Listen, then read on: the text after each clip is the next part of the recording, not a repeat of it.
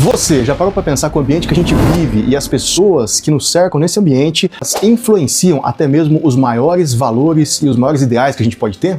E se eu te dissesse que os super-heróis da Marvel, da DC, que a gente gosta tanto, eles também têm crenças e valores que definem sua missão e definem a maneira como eles agem e interagem com o ambiente? Pois é, hoje a gente vai mergulhar na religião por trás de cada um desses heróis que você tanto gosta. Quero falar com você a religião dos heróis. Essa é uma jornada de poder, mas também é uma jornada de fé, de crença e de expectativa. E eu quero mostrar para você uma coisa interessante, como é que o tipo de crença de cada herói influencia no comportamento e no ideal de cada um deles. Vamos lá? Vem comigo. As pessoas se enganam porque elas acham que os heróis são moldados em laboratório, secreto, com experiência, maluca, aquelas coisas doidas e tal. Mas por trás de tudo isso existe uma pessoa, um ser humano, e por trás desse ser humano existe uma fé, uma crença, um ideal, uma expectativa de vida. É isso que rege quem a pessoa é. Eu, você ou o Capitão América, o Batman e até o Superman. Então eu quero olhar com você a fé e a expectativa de fé e esperança, o modo de crer, que também é o modo de enxergar o mundo de cada um deles. Primeiro, Demolidor, Matt Murdock, ele é católico.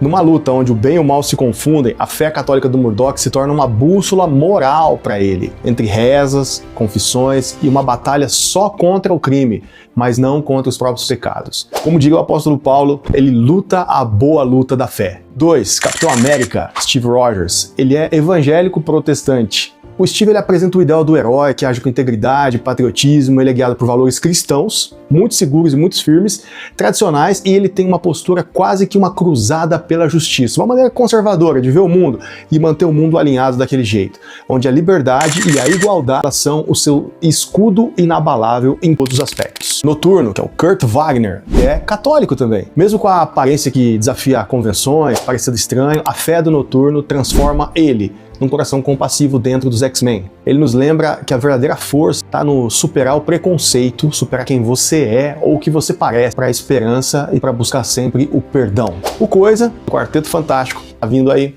Ben Grimm, ele é um judeu, praticante inclusive. Ele carrega a identidade e os valores do judaísmo, a sua resiliência, o senso de comunidade e a coragem para enfrentar suas adversidades. Miss Marvel, Kamala Khan, ela é muçulmana. A Kamala, com a sua rica herança paquistanesa e a sua conexão com seus valores islâmicos, ela nos ensina que o heroísmo está ligado à comunidade, ao serviço e a ajuda ao próximo. A sua jornada é um convite sempre à paz. O Wolverine, ele tem influências budistas. As suas cicatrizes, marcas e lutas tal, ele passou um tempo ali no Tibete, e nesse tempo que ele passou, encontrou no budismo um pouco de consolo. A vampira, Anne Mary, ela é de fé protestante batista. Embora sua fé não seja tão explorada nos quadrinhos e nem nos desenhos, a influência da Igreja Batista na vampira, ela reforça o senso de pertencimento e de conexão emocional com os seus aliados e com aquelas pessoas que estão junto com ela.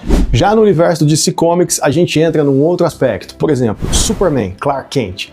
Ele é um cristão metodista. Não só isso, o Superman, ele tornou-se um símbolo messiânico e ele invoca ideais de sacrifício, de serviço ao próximo e de um verdadeiro herói. Existem histórias que contam que o Superman quase se tornou um pastor e ele é nada mais, nada menos do que uma tipologia de Jesus. Você pode encontrar isso nesse próximo vídeo aqui, ó. Superman, uma tipologia de Jesus Cristo. Batman, Bruce Wayne, ele é agnóstico, ateu, mas tem umas influências católicas e budistas ali.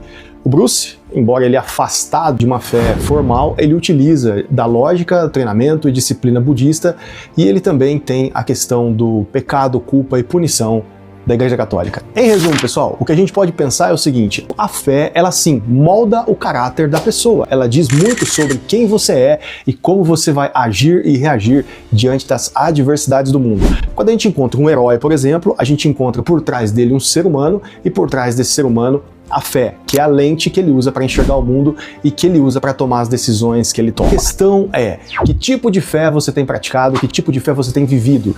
Isso diz muito sobre o tipo de decisão que você vai tomar diante da vida. A fé, ela afeta não só a nossa prática religiosa, mas a fé afeta quem nós somos, as decisões que nós tomamos no dia a dia e a maneira como nós vamos nos portar diante de cada situação, situações fáceis ou difíceis. Por isso, a fé, ela sim, molda o caráter da pessoa. Ela diz muito sobre quem você é e como você vai agir e reagir diante das adversidades do mundo. Quando a gente encontra um herói, por exemplo, a gente encontra por trás dele um ser humano e por trás desse ser humano a fé, que é a lente que ele usa para enxergar o mundo e que ele usa para tomar as decisões que ele toma.